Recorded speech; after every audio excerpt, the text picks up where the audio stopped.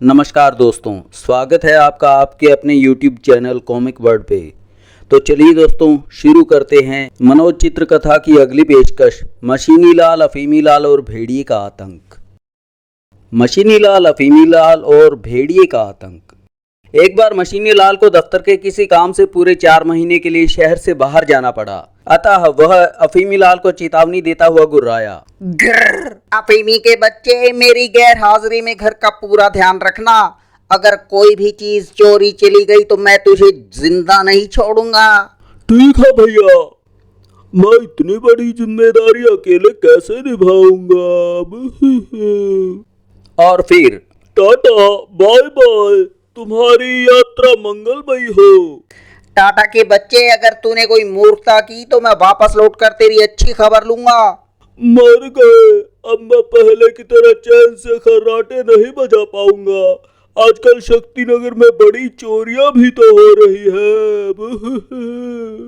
एक आइडिया आया है, अगर मैं कोई कुत्ता पाल लूं तो वह घर की रखवाली खूब अच्छी तरह करेगा। और वह कुत्ते की खोज में घूम ही रहा था कि वाह, कितना प्यारा पिल्ला है। शायद ये अपनी माँ से बिछुड़ गया है बेचारा। चिंता ना करो दोस्त, मैं तुम्हें अपने साथ अपने घर ले जाऊंगा। और फिर दोस्त, आज से तुम इसे अपना ही घर समझो। यहाँ तुम्हें कोई तकलीफ नहीं होगी। आज से तुम्हारा नाम होगा शेरू। तुम्हें बड़ा होकर शेर जैसा बनना है। लो, फटाफट दूध पी लो। और अफीमी लाल की देखरेख में वो पिल्ला पलने लगा। यम यम। 2 ही महीने में वो पिल्ला अच्छा खासा बड़ा हो गया और वो बहुत ही खूंखार दिखने लगा। वाह शेरू, अब तुम पूरी तरह घर की रखवाली करने के काबिल हो गए हो। अब मैं निश्चित होकर खर्राटे मार सकता हूँ। और फिर अफीमी लाल दिन रात नित्य नए नए स्वर में खर्राटे बजाता और शेरू घर की चौकसी करता।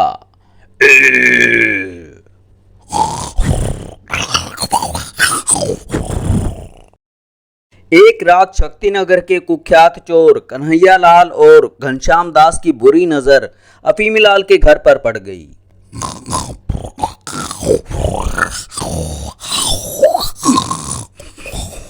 शिणुयो है, आजकल मशीनी लाल कुछ महीनों के लिए शक्तिनगर से बाहर गया हुआ है।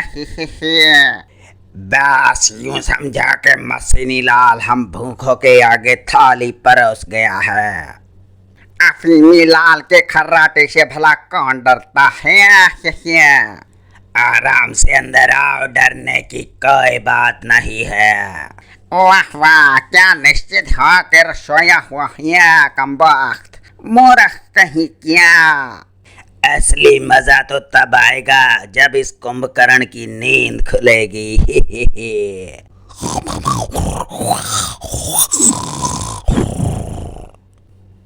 और उन दोनों चोरों ने अपनी हाथ की सफाई दिखानी शुरू कर दी। मैंने घर के सारे कपड़ों और बर्तनों की गठरी बना ली है। इतने आराम से चोरी हमने पहले कभी नहीं की।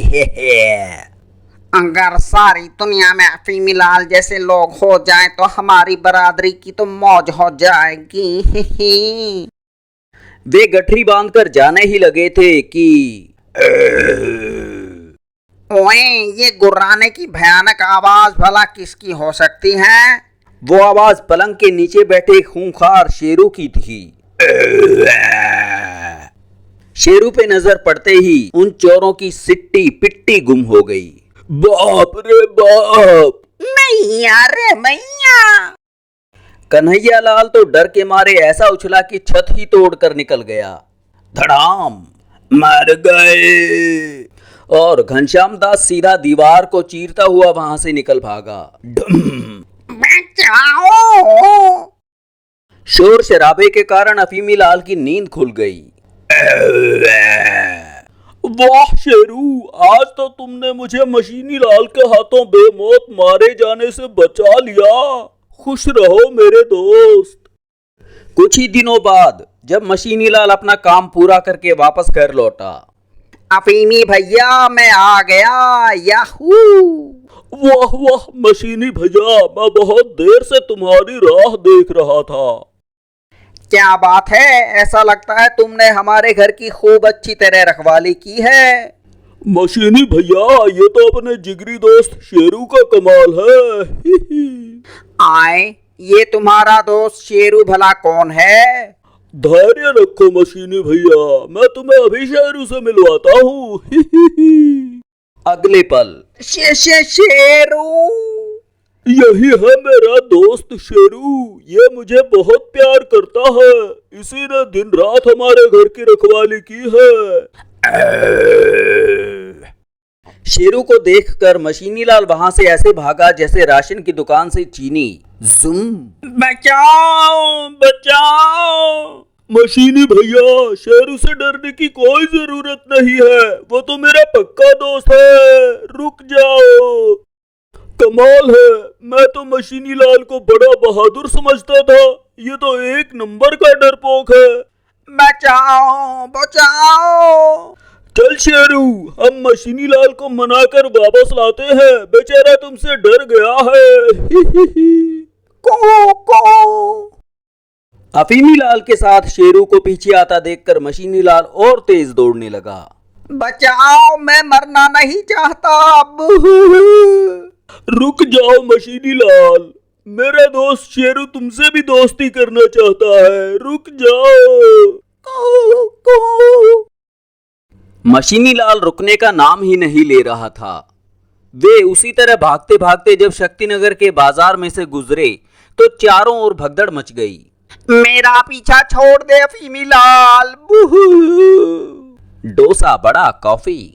अजीब दुनिया है ये, मेरे इस प्यारे दुलारे शेरू को देखकर ऐसे भाग रहे हैं जैसे ये कोई यमराज का दूत हो।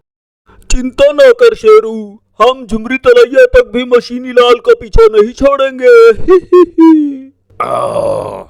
इसी बीच पुलिस मुख्यालय में इस भगदड़ की सूचना मिलते ही पुलिस की एक वैन वहां आ पहुंची और पुलिस के सिपाहियों ने बिजली की तेजी से एक जाल खूंखार शेरू पे डालकर उसे कैद कर लिया।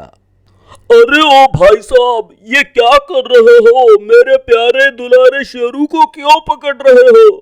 अबे और नहीं तो क्या इस आफत की दुम की आरती उतारिए। शेरू मेरा पालतू कुत्ता है, आप उसे इस तरह पकड़कर नहीं ले जा सकते। चिंता न करो, हम आपके शेरू को सीधा चिड़ियाघर ले जा रहे हैं। अबे ओ मूर्ख, तुम्हारा शेरू कुत्ता नहीं बल्कि भेड़िया है। तुमने किसी भेड़िए के बच्चे को कुत्ता समझ के पाला है, समझे? क्या? तो मैं इतने दिनों तक एक भेड़िया को अपने घर में रखे हुए था। मैं कहा हूँ, मुझे क्या हो गया था? चिंता ना करो, तुम अस्पताल में हो। जब तुम्हें शेरू की असलियत का पता चला था तो तुम बेहोश हो गए थे। ये लो गर्मा गर्म दूध पी लो। समाप्त। अगली कहानी। मशीनी लाल, अफीमी लाल और अजब नौकरी। एक शाम जब मशीनी लाल दफ्तर से थका मांदा घर पहुंचा। मशीनी भैया, रोज रोज का खाना खाते मैं बोर हो चुका हूँ, आओ आज हम लोग चाइनीज खाना खाने चले। चाइनीज खाना? फटीचर के अवतार, खुद तो दिन भर पड़ा खर्राटे मारता रहता है और मेरी मेहनत की कमाई को हवा में उड़ाना चाहता है। वह दिन गए जब मैं कड़का हुआ करता था, अब तो मेरी नौकरी लग गई है, ये देखो मेरी कमाई का पैसा। क्या? और वे खाना खाने के लिए एक शानदार चाइनीज रेस्टोरेंट में पहुंच गए। जरा ये भी तो बताओ कि आखिर तुम्हें कैसी नौकरी मिली है? मेरी नौकरी ऐसी है कि मुझे खर्राटे बजाने के लिए ही तनख्वाह मिलती है। यकीन ना हो तो कल लेतान पंखे की दुकान पर आकर देख लेना। कमाल है, ऐसी भी भला कोई नौकरी हो सकती है जिसमें खर्राटे मारने की तनख्वाह मिले? एकदम अविश्वसनीय। और दूसरे दिन मशीनी लाल अफीमी लाल की खबर लेने चल पड़ा। इसी सड़क पर कहीं होनी चाहिए लेतान पंखे की दुकान। जब से हमने अफीमी लाल को अपना सेल्स मॉडल बनाया है, हमारी सेल 4 गुना बढ़ गई है। लाला जी, आपके इस आइडिया ने हमारे पंखे को मशहूर कर दिया है।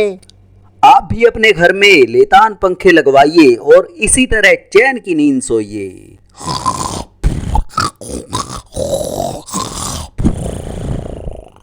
समाप्त।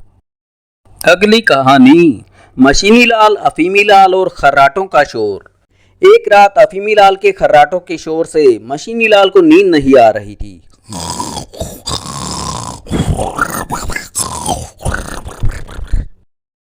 इस मेंढक की टर बंद करने का एक ही उपाय है, मैं इसकी नाक ही तोड़ देता हूँ। ना रहेगा बांस, ना बजेगी बांसुरी। और फिर मशीनी लाल ने अफीमी लाल की नाक पे एक भीमसैनी मुक्का जमाया। मुक्का खाकर अफीमी लाल की नाक चुकंदर जैसी फूल गई।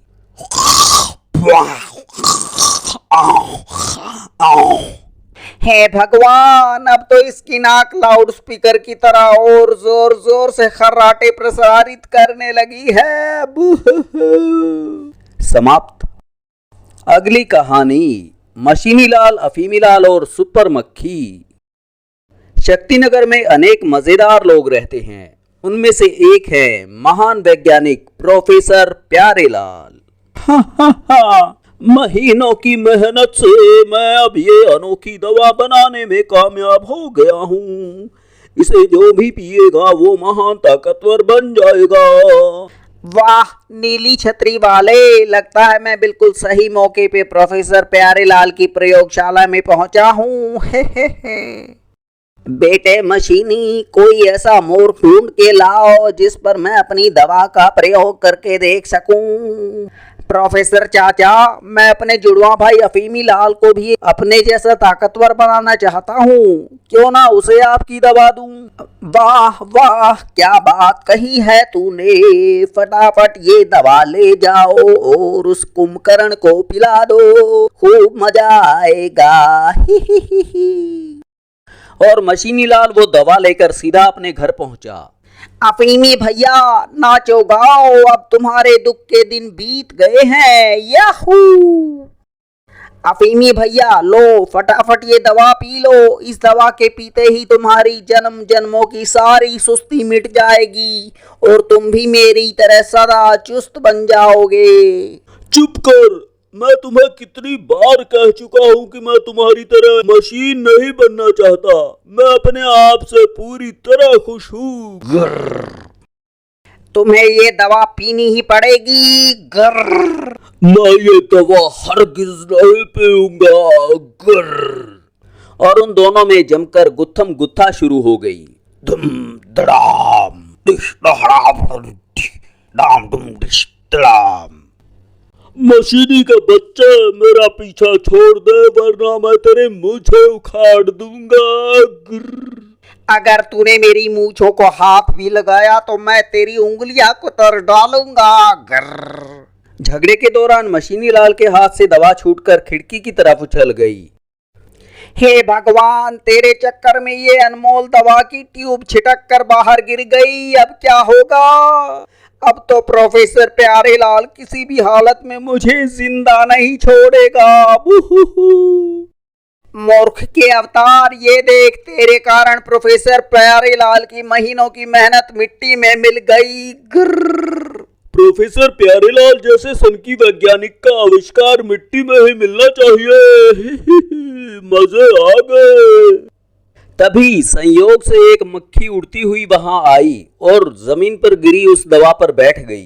कुछ ही क्षणों में उस अनोखी दवा के प्रभाव से उस मक्खी का शरीर बढ़ने लगा।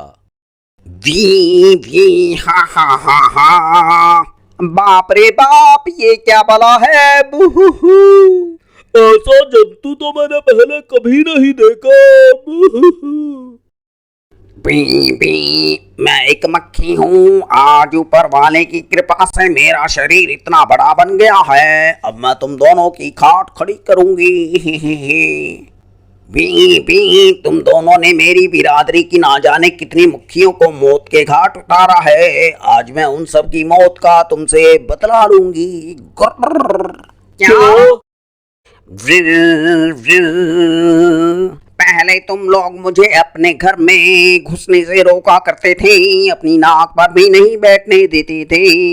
अब मैं तुम्हारे घर में रहकर तुम्हारे सिर पर भरतनाट्यम नृत्य करूंगी। ही ही। कितने शर्म की बात है कि एक फटीचर मक्खी की बच्ची हम पर दादागिरी दिखा रही है। गुर्र।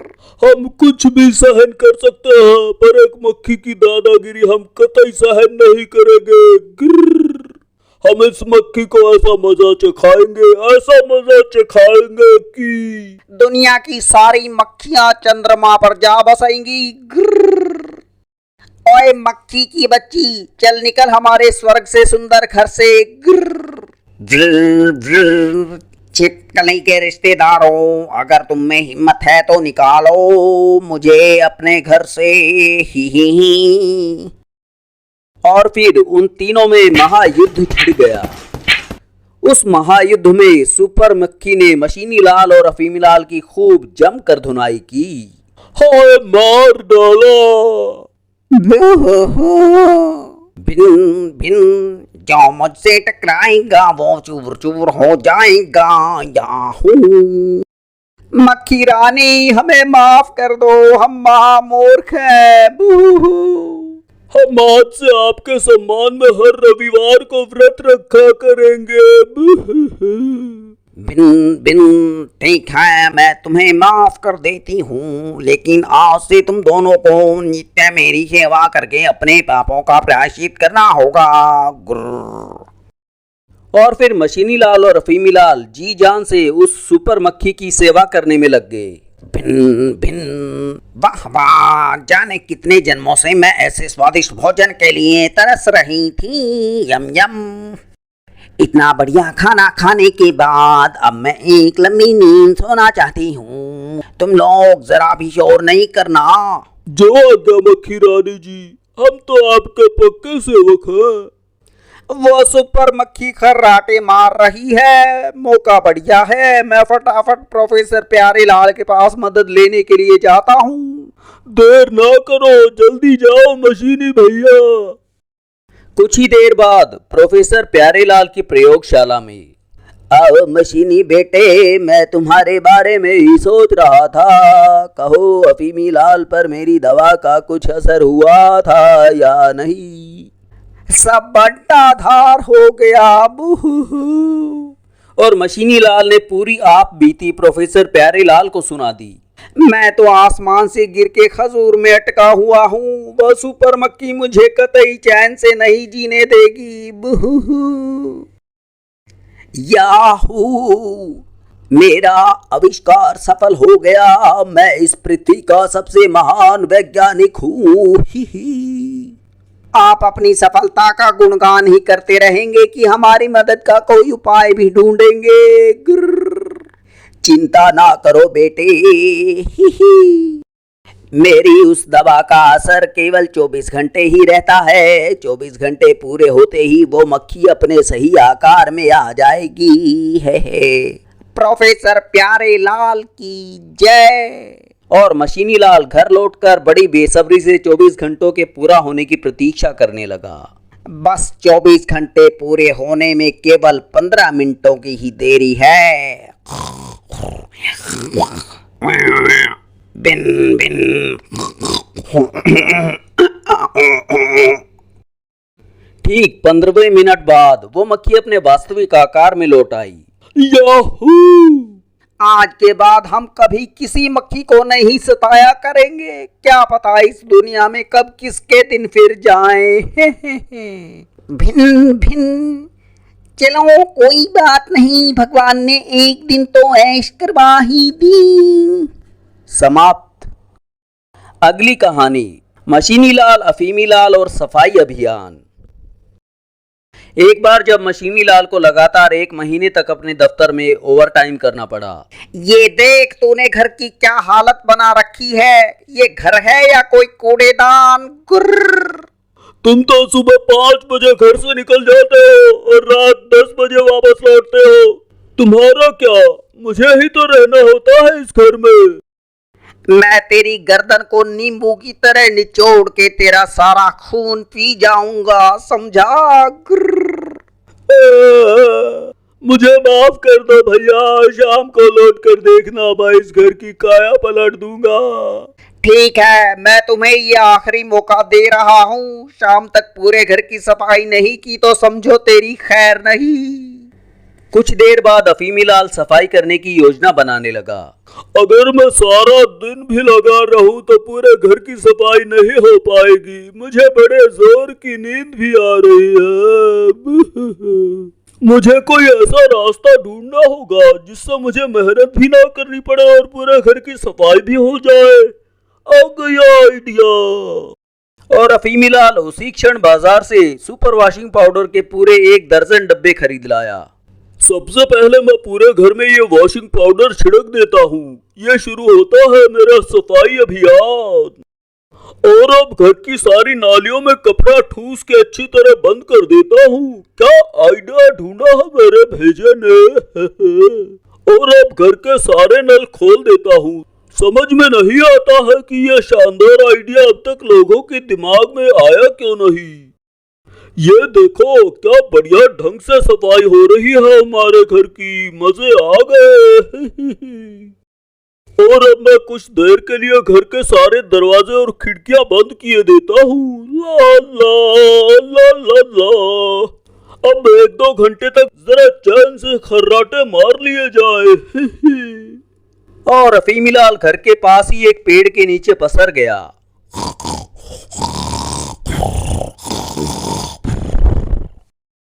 इधर धीरे धीरे पूरे घर में पानी भरने लगा और घर का सारा सामान उसमें तैरने लगा। अफीमी लाल बेखबर खर्राटे बजा रहा था और घर में पानी का दबाव बढ़ता ही गया। आखिर दबाव के कारण घर की छत टूट गई और पानी बाहर बहने लगा। और शाम को जब मशीनी लाल थका मांदा घर लौट रहा था, वाह, आज आकाश में इतने सारे बुलबुले कहाँ से उड़ रहे हैं। कमाल है, क्या सुंदर दृश्य है। जब मशीनी लाल अपने घर पहुंचा तो उसे उन बुलबुलों के रहस्य का पता चला। मेरा घर। हे भगवान, अफीमी लाल के बच्चे ने ये क्या कर डाला। और जैसे ही मशीनी लाल ने जोर लगाकर दरवाजा खोला, बचाओ। हाय, मैं लूट गया, मैं बर्बाद हो गया, मैं कहीं का नहीं रहा। अफीमी के बच्चे। मशीनी लाल गुस्से में इतनी जोर से चिल्लाया कि हिमालय पर बैठे ऋषि मुनियों की तपस्या भी भंग हो गई। मशीनी के बच्चे। हे नीली छतरी वाले, अब तो तेरा ही सहारा है। अगर मुझे वो कुंभकर्ण मिल जाए तो मैं उसके टुकड़े टुकड़े कर डालूंगा। जाने कहाँ छिपा बैठा है वो छिपकली का बच्चा। और अफीमी लाल तब तक उस पेड़ पे टंगा रहा जब तक मशीनी लाल का गुस्सा शांत नहीं हुआ। समाप्त। अगली कहानी मशीनी लाल, अफीमी लाल और पागल हाथी। एक बार खबर आई कि शामू नाम का एक पालतू हाथी पागल हो गया है और वो आसपास के इलाके में खूब उपद्रव मचा रहा है। खबर सुनकर मशीनी लाल का शिकारी खून उबलने लगा। मशीनी भैया, लो मैं तैयार हो गया। आओ चले उस पागल हाथी का शिकार करने। क्या तू ये चादर और सिरहाना लेकर शिकार पे जाएगा? मैं शिकार पर बिल्कुल नहीं जाना चाहता हूँ। तुम ही कल से जबरदस्ती मुझे चलने के लिए कह रहे हो। एक शानदार आइडिया आया है। उस पागल हाथी को फंसाने के लिए मैं इस काकरोच को चारे के रूप में इस्तेमाल कर सकता हूँ। ठाए ठाए। ठीक है, तुम वहां आराम से चादर ओढ़ के खर्राटे बजाना और मैं उस पागल हाथी का कल्याण करूंगा। ये हुई ना कुछ बात, अब मजा आएगा। और वे पागल हाथी की तलाश करते करते एक घने वन में जा पहुंचे। एक स्थान पर अचानक मशीनी लाल कुछ सूंघने लगा। मेरी शिकारी नब्ज कह रही है कि यहीं कहीं आसपास ही वो पागल हाथी घूम रहा है। मैं तो उस ऊंचे पेड़ पे चढ़कर उस पागल हाथी का इंतजार करता हूँ। तुम क्या करोगे अफीमी? मैं आराम से चादर तान कर इस पेड़ की छाया में खर्राटे बजाऊंगा। अच्छा अफीमी भैया, मैं तो चला पेड़ पर अपना आसन जमाने। जिंदा रहे तो फिर मुलाकात होगी। बाय बाय मशीनी भैया, मेरी शुभकामनाएं तुम्हारे साथ है। अगर मेरी नींद खुली तो फिर मिलेंगे। मशीनी लाल अपनी गिद्ध जैसी आंखों के सहारे दूर दूर तक नजर रखे हुए था। कल देश के सारे अखबारों में मेरी बहादुरी के कारनामे छपेंगे। ही ही। और अफीमी लाल अपने खर्राटों से उस वन की शांति भंग कर रहा था।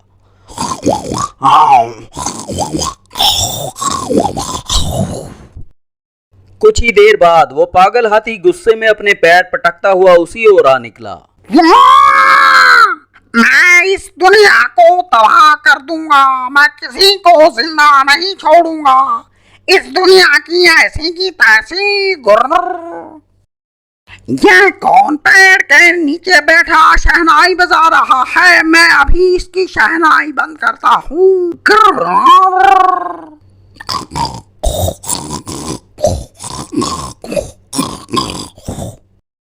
पागल हाथी को देखते ही मशीनी लाल की सिट्टी पिट्टी गुम हो गई।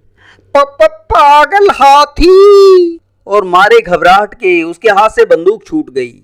मेरी बंदूक, अब क्या होगा? आलतू जलालतू आई बला कोटा आलतू। उधर वो पागल हाथी गुस्से में फुफकारता हुआ अफीमी की ओर दौड़ पड़ा था।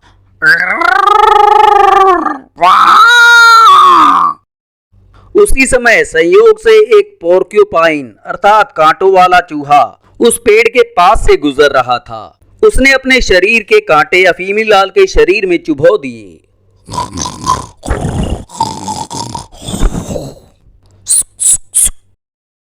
फलस्वरूप अफीमी लाल रॉकेट की तरह हवा में उछल पड़ा और पागल हाथी झोंक में पेड़ से जा टकराया। हाय मैं मरा। धड़ाम! हाय मैं गिरा। मजा किया। पेड़ से टकराने से उस पागल हाथी का भेजा पूरी तरह से घूम गया और अचानक ही उसका पागलपन पूरी तरह से ठीक हो गया। मुझे याद आ गया, मेरा नाम शामू है। मैं अपने मालिक के पास चलता हूँ। ये क्या हो रहा है? बचाओ। आए मशीनी भैया, तुम्हें ये क्या हुआ?